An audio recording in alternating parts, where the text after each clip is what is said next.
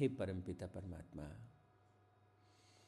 जीवन के रहस्य को मैं जान सकूं, उसमें प्रवेश पा सकूं और उसके परे मैं आपके साथ एकाकार का अनुभव कर सकूं, ऐसा आशीर्वाद दीजिए। ओम तत्सत। परमात्मने नमः। ओम शांति शांति शांति। परमपिता परमात्मा का स्मरण करने के बाद अभी हम तैत्तरीय उपनिषद पर जो बात कर रहे हैं उसमें आगे बढ़ते हैं। तैत्तरीय उपनिषद का जो पहला खंड है, शिक्षावल्ली, वाई एडुकेशन, अभी तक उसमें कुछ बेसिक चीज़ों को हमने समझा है। सबसे पहली बात जो हमने जानी, क्या आवश्यकता है, शिक्षा का लक्ष्य क्या है, कि कहा ब्रह्म विद्या उसका लक्ष्य है। ब्रह्म विद्या से क्या तात्पर्य है? द साइंस ऑफ सेल्फ, स्वयं को जान लेना, पूरी तरह से स्वयं को जान लेना। तो अपने सच्चे स्वरूप को समझ लेना, अपने पूरे फिज़िकल बीइंग को, साइकोलॉजिकल बीइंग को, इमोशनल बीइंग को, स्पिरिचुअल बीइंग को, अपने पूरे अस्तित्व को उसकी पूर्णता के साथ समझ लेना, जान लेना, उसके अनुरूप अपने जीवन को निर्मित कर लेना। ये जो कला है, ये जो विज्ञान है, इसी को ब्रह्म विद्या कहते हैं। और कैसे हम इसको प्राप्त करें? हाँ, तो इसको कैसे करें, इसका क्या तरीका है? तो स्टेप बाय स्टेप इस ब्रह्म विद्या को कैसे प्राप्त किया जा सकता है। तो हमने 5 जो शुरुआत के जो अनुवाक हैं उनमें एक छोटी सी प्रक्रिया के बारे में बात की। तो सबसे पहले क्या कहा कि जब हम ब्रह्म विद्या की दिशा में आगे बढ़ते हैं तो सबसे पहले भाषा की साधना की आवश्यकता होती है। भाषा की साधना कैसे करें, हम क्या बोल रहे हैं, कैसे बोल रहे हैं, कितना बोल रहे हैं। और भाषा जो है हमारे भीतर भी, भाषा कैसे प्रकट होती है? कि वाणी से प्रकट होती है। वाणी कहाँ से प्रकट होती है? कि हमारे भीतर जो है वो वैखरी वाणी है, मध्यमा है, पश्चंती है, परावाणी है। तो हम भीतर क्या सोचते हैं, कितना सोचते हैं, वो जो हमारा सोच है, वो हमारा सोच जो है धीरे धीरे धीरे धीरे विकसित हो जाता है। और फिर कहा कि कैसे सीखना क्यों चाहिए? कि ब्रह्म विद्या के लिए सीखते कैसे हैं? कि सबसे पहले भाषा, भाषा के बाद वाणी, वाणी के बाद संधि। 3 चीज़ें हैं। भाषा की मास्टरी हो जाए, वाणी की मास्टरी हो जाए। वाणी का मतलब क्या है? विचार के तल पर हम कैसा सोच रहे हैं। और फिर तीसरी बात संधि, कि जब हम जुड़ जाएं, गुरु के साथ जुड़ जाएं, विषय के साथ जुड़ जाएं, जो करना चाहते हैं उसके साथ एकाकार का अनुभव करें, तो हम विद्या को, शिक्षा को ग्रहण करने के अधिकारी हो जाते हैं। तो ये सब बातें हम ऑलरेडी कर चुके हैं, इस प्रक्रिया को हम थोड़ा सा समझ चुके हैं। तो अभी क्या होगा, ये भी हम थोड़ी सी बात कर चुके हैं कि क्यों करना चाहिए। कि हम इसलिए शिक्षा प्राप्त करना चाहते हैं ताकि हम वो जो सोर्स है जिससे हम निकले हैं, ओंकार, जैसे ब्रह्म कहते हैं, परब्रह्म कहते हैं, अमृतमय परमात्मा कहते हैं, मैं उसे अपने हृदय में धारण कर सकूं। मेरी जिह्वा जो है मधुभाषिणी हो जाए। बुद्धि जो है, लौकिक बुद्धि में जो परमात्मा रूपी निधि जो छुपी है, तो लौकिक बुद्धि से ऊपर उठ जाऊं और उसको मैं जान सकूं। तो हमने इसको बहुत गहराई से इस पर बातें कर ली। मैं ना केवल अपने जीवन को का कल्याण कर सकूं, बल्कि जो ब्रह्मचारी हैं, जो दूसरे सीखने वाले हैं, उनके लिए आदर्श हो सकूं, उनके जीवन को निर्मित कर सकूं, उनको आगे बढ़ा सकूं, यशस्वी बन सकूं, धनवानों से भी अधिक धनवान बन सकूं, ताकि मैं आवश्यकता जिनको है उनकी मदद कर पाऊं। और फिर क्या कहा कि मैं अपने आप को विशुद्ध कर लूं। तो ये हमने अभी तक क्यों चाहिए शिक्षा, उस विषय पे थोड़ी सी बात की। थोड़ा सा और आगे अगर शिक्षावल्ली को ध्यान से देखें तो क्यों चाहिए शिक्षा, तो 5वें अध्याय में और ध्यान से देखें तो वो कहते हैं कि एक बार ध्यान से देखो, भू भुः स्व, क्यों चाहिए शिक्षा? 3 लोक हैं। तो भू भुः स्व, ये 3 लोक कौन से हैं? भूलोक जिसे हम फिजिकल प्लेन कहते हैं, भूलोक जो इसके ऊपर का लोक है, जिसे हम साइकोलॉजिकल बीइंग या जो विचार का जगत है उसे हम कहते हैं। और स्व, वह लोक जो ऊर्जा का लोक है, एनर्जी का लोक है। तो इशारा करते हुए कहते हैं कि जीवन जो है उसके अलग अलग तल हैं और उन तलों में हम जीवन को जीते हैं, हमको उसकी गहरी समझ प्रकट हो जाए। और ये जो 3 तल हैं, इन तीनों तलों को एक चौथा है जिसने धारण कर रखा है, जिसने इसको पकड़ रखा है, उस चौथे को भी हम समझ सकें, उसको भी हम जान सकें। और फिर कहते हैं देयर आर 16 डिफरेंट लेवल्स। तो हम इन सब के अनुरूप जो है वो अपने जीवन को जी सकें, जीवन को उसकी पूर्णता के साथ हम जी सकें, ऐसा करने के लिए शिक्षा चाहिए। अच्छा, तो फिर क्या समझना है, क्या जानना है, कैसी शिक्षा? फिर इसी को और डिटेल से बताते हैं छठे अनुवाक में। तो छठे अनुवाक में किसके बारे में बात करते हैं? वो बात करते हैं जीवन की ऊर्जा को संतुलित करने के बारे में, कि हमारे भीतर एक शिव है, हमारे भीतर एक शक्ति भी है। शिव जो है वो सोर्स है ऊर्जा का, शिव जो है वो सोर्स है आनंद का। तो वो जो शिव तत्व हमारे भीतर है और दूसरा शक्ति भी हमारे भीतर है। तो जो सामर्थ्य है और उस सामर्थ्य का जो बीज है, दोनों एक साथ हमारे भीतर है। बहुत सारी अलग अलग कल्चर्स हैं, यान और यिंग के नाम से इसे जाना जाता है। ओह गॉड। तो 2 तरह की जो ऊर्जाएं हमारे भीतर हैं, तो एक ऊर्जा जो सूर्य नाड़ी में प्रवाहित होती है, एक ऊर्जा जो चंद्र नाड़ी में प्रवाहित होती है, और इन दोनों का जब एक समागम होता है तो सुषुम्ना जो है वो जागृत हो उठती है। तो भीतर के जगत को हम समझ सकें, भीतर की जगत को हम जान सकें, इसलिए हमको शिक्षा की आवश्यकता है। हमारे भीतर जो ऊर्जा के 7 केंद्र हैं, जीवन कैसे चलता है? चेतना से चलता है। तो शिव जो है इस चेतना के रूप में हमारे भीतर समाहित है, हमारे जर्रे जर्रे में, हमारे रोम रोम में वो शिव जो है वो समाहित है, वो चेतना हमारे भीतर समाहित है। और शक्ति जो है वो इस चेतना को दिशा देती है। वो इस चेतना को जो है किस चीज़ की शक्ति देती है? शक्ति किस चीज़ की शक्ति? तो शक्ति जो है वो विचार की शक्ति है, भाव की शक्ति है, कर्म की शक्ति है, वो सृजन की शक्ति है, प्रेम करने की शक्ति है। तो शक्ति अनंत रूपों में हमारे भीतर है। और उसके बाद शिक्षा क्यों चाहिए? कि हम चेतना के जो तल हैं, 7 तल जो यहाँ बात की, मूलाधार चक्र, स्वादिष्ठान चक्र, नाभि चक्र, हृदय चक्र, विशुद्धि चक्र, आज्ञा चक्र और सहस्त्रार। तो हम ऊर्जा के इन चक्रों से गुजरते हुए चेतना के ये जो तल हैं, इनसे हम ऊपर उठते चले जाएं। तो इसलिए शिक्षा की आवश्यकता होती है। ये यहाँ पे समझा है, यहाँ इसकी आवश्यकता को स्थापित किया। फिर थोड़ा सा और आगे गए। क्यों जागृत करना है इन सारे ऊर्जा तलों को? क्या होगा इससे? इनको जागृत करने से क्या होगा? तो फिर थोड़ा सा समझाया कि जो जीव है वो स्वराज, पूर्ण स्वतंत्रता को प्राप्त कर लेगा।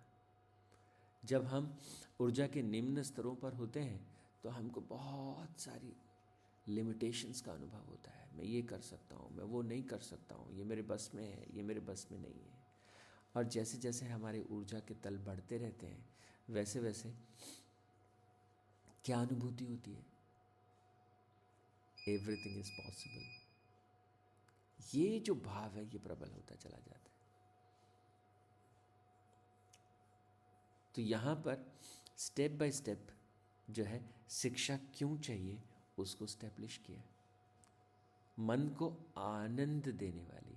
तो और आगे जाके इसको जब गहराई से समझाते हैं तो कैसे बात करते हैं कि सारी जो इंद्रियां हैं, उन इंद्रियों की जो शक्ति है मैं उसको वश में कर सकूं, मैं मन का स्वामी बन सकूं, मैं वाणी का स्वामी बन सकूं, मैं अपने नेत्रों का स्वामी बन सकूं, मैं अपने कानों का स्वामी बन सकूं, मैं विज्ञान का स्वामी बन सकूं। इसलिए शिक्षा चाहिए। अब बताइए आज के टाइम में कौन कहता है कि मैं अपने मन का स्वामी बन सकूं इसलिए मुझे शिक्षा चाहिए? मैं जो बोल रहा हूँ अपनी वाणी का स्वामी बन सकूँ, इसलिए मुझे शिक्षा चाहिए। और अगर हम नहीं बन पाए मन के स्वामी तो इससे क्या कष्ट होगा बच्चे के जीवन में, हमारे जीवन में। हम अगर अपने बच्चों को ये नहीं सिखा पाए तो बच्चे कैसे कैसी तकलीफ से गुजरेंगे वो हमको पता है, हम जानते हैं उस बात को, हमने भुगता है उसको। तो मैं अपने नेत्रों का स्वामी हूँ, क्या देखना है क्या नहीं देखना है ये मैं तय करता हूँ, क्या सुनना है क्या नहीं सुनना है ये मैं तय करता हूँ। तो मैं उसका स्वामी हो सकूँ, ऐसा क्या विचार मेरे भीतर आएंगे और कौन से विचार मेरे भीतर नहीं आएंगे, मैं उनका स्वामी बन सकूँ। इसलिए तो शिक्षा चाहिए प्रभु। सत्य स्वरूप हो सकूं। तो this is the core motivation why education. सातवां जो अनुवाक है, उस सातवें अनुवाक में एक और डायमेंशन के बारे में बात की। कहा कि जो मेरे भीतर प्राण की शक्ति है, उस प्राण की शक्ति के प्रवाह को जान सकूं, उसे समझ सकूं, उसके साथ एकाकार कर सकूं।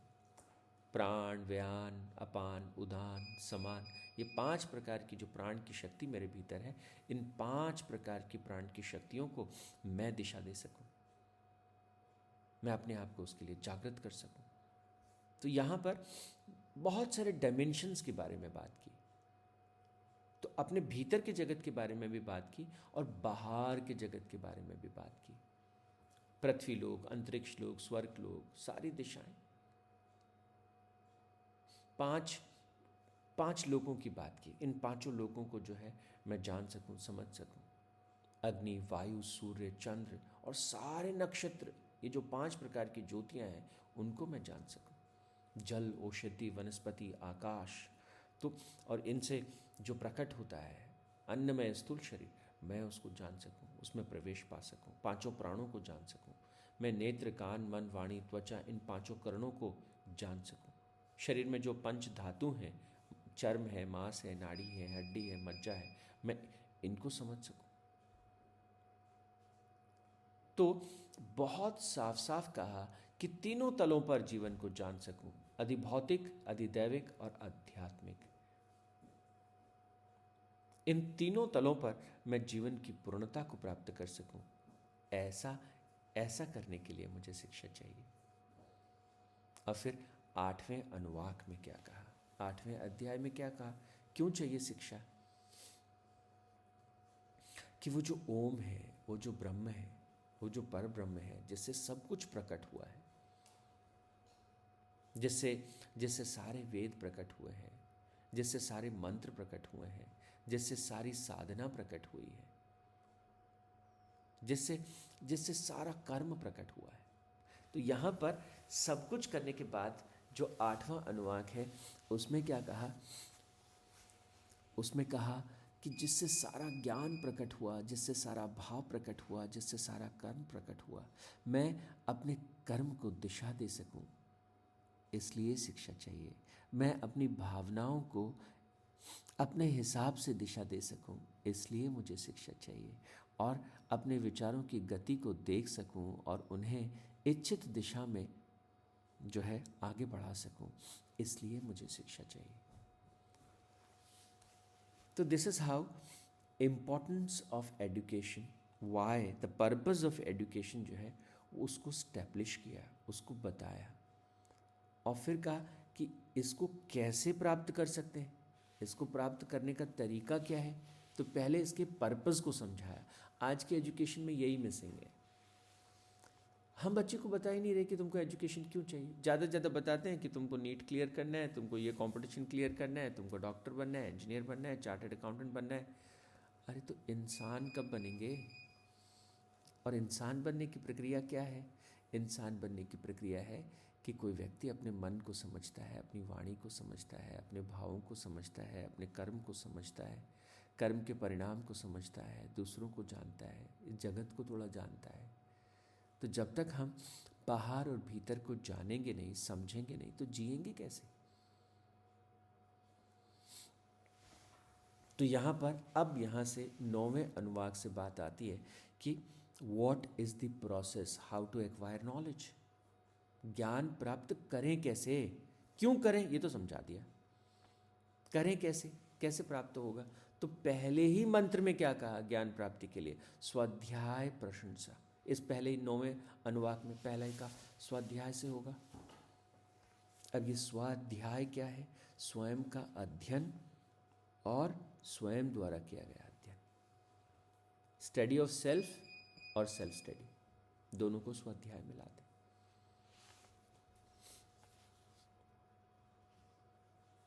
तो अभी उसको कैसे करना चाहिए, उसकी प्रोसेस क्या है, शिक्षा ग्रहण करने की प्रक्रिया क्या है, उस प्रक्रिया के बारे में जो है वो समझाया। तो उसमें क्या क्या चाहिए? तो सबसे पहले कहा कि उसके लिए सत्य भाषण चाहिए। सबसे पहले स्वाध्याय चाहिए, स्वाध्याय के बाद सत्य भाषण, सत्य भाषण के बाद तपश्चर्या, तपश्चर्या के बाद जो इंद्रियां हैं उन इंद्रियों का दमन करना पड़ता है। ऐसे नहीं उनको दबाएंगे, दमन का मतलब दबाना नहीं है, दमन का मतलब यह है कि इंद्रियों को शक्ति देनी है, ताकत देनी है, उनको एक दिशा देनी है। और फिर मन का निग्रह चाहिए। अब ये 4 चीज़ें अगर हम बच्चों को सिखा पाएँ as a parent, as a teacher, काम ही हो गया। तो सबसे पहला क्या चाहिए? उन्होंने कहा सबसे पहली चीज़ जो है, जब भी हम शिक्षा में प्रवेश करेंगे तो स्वाध्याय चाहिए, और स्वाध्याय के बाद सत्य भाषण, सत्य भाषण के बाद तपश्चर्या, इंद्रियों का दमन और मन का निग्रह। ये प्रक्रिया है, ये प्रोसेस है। और इस प्रोसेस से गुजर के जब हम अध्ययन और अध्यापन की बात करेंगे तब जाके उस पर कमांड आएगा। और फिर थोड़ा सा कहा कि सदाचार चाहिए, बिना सदाचार की शिक्षा जो है वो आती नहीं, विद्या उतरती नहीं जीवन।